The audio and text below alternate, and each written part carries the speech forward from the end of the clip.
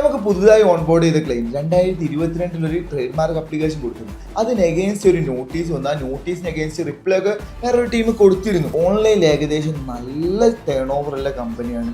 ആ കമ്പനിക്ക് എഗെയിൻസ്റ്റ് ആയിട്ട് ഇപ്പൊ കോർട്ടിൽ ഈ ഓപ്പോസിറ്റ് ചെയ്തിട്ടുള്ള ഇതേപോലെ നെയിമുള്ള ട്രേഡ് മാർക്ക് രജിസ്റ്റർ ചെയ്ത ഒരു വ്യക്തി ഇഞ്ചക്ഷൻ ഓർഡർ പാസ് ചെയ്തിട്ടുണ്ട്. അഥവാ ഇനി അവർക്ക് ആ നെയിമിൽ ബിസിനസ് ഒന്നും ചെയ്യാൻ പറ്റില്ല ഇന്ന ഡേറ്റ് മുതൽ.